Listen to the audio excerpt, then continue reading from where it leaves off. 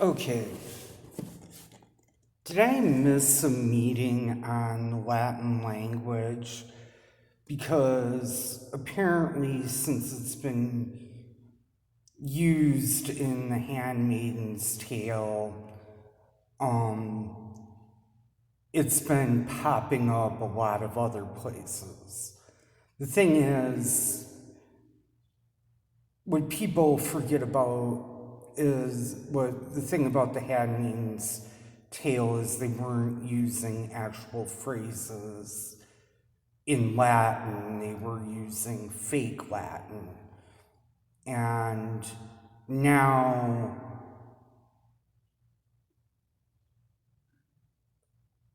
people are using either fake Latin or very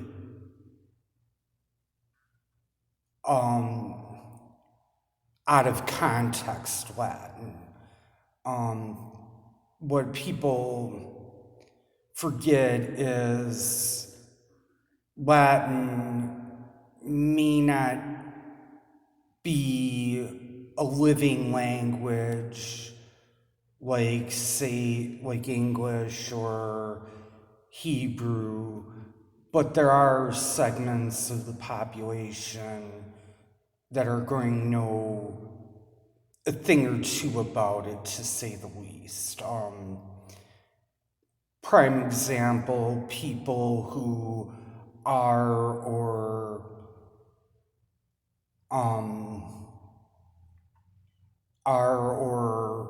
were brought up in a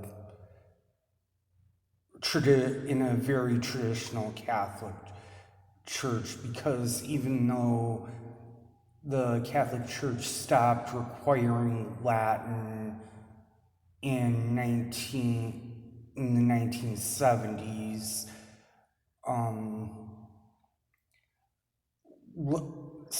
there are some churches that still use Latin, and that kind of requires you to learn it, and that's kind of how I learned some of it, even though now I'm an atheist, not a Catholic. Then there's, of course, scientists, and I'm talking biologists, microbiologists, chemists,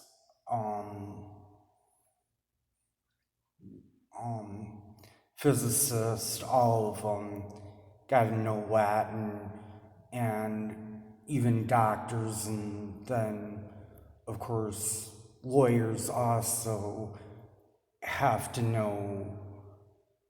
They know Latin, but they don't. They know terms and phrases in Latin. Okay, and the reason I bring this up is there was one movie I was watching, and someone was bringing up a will, and they said under cantos mentis, which is one way of saying,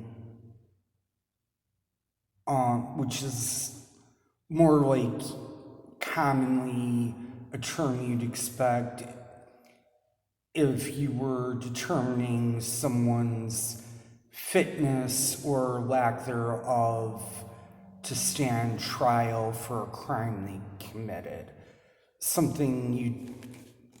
The phrase you'd probably hear in probate would be sine mentis judicum, which is of sound mind and judgment. Okay, that's because when someone writes out a will, it's of sound mind and judgment. So that's the thing that kind of gets me, is this is one of those things that some people are going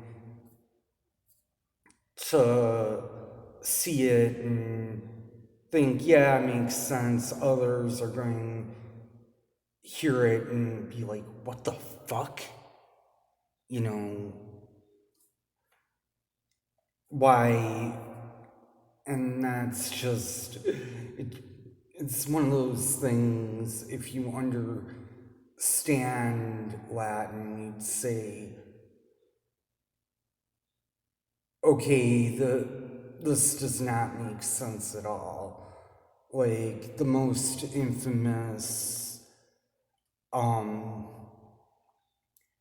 Latin statement that you hear is quid pro quo, which is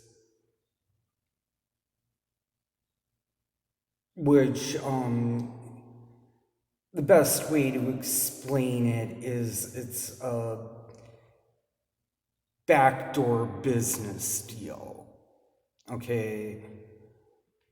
Um Another one that comes up a lot on real estate contracts would be Kavit emptor. Um, that just means buyer beware. Also, like if you're into buying illegal goods and services, that would be buyer beware, seller beware market. But when you bring up the things to be aware of, you basically screw up your chances to say, "Oh, I didn't know what was going on." Pro tip: never ask someone if they're a cop. Um. All right, that's all I have to say about this one.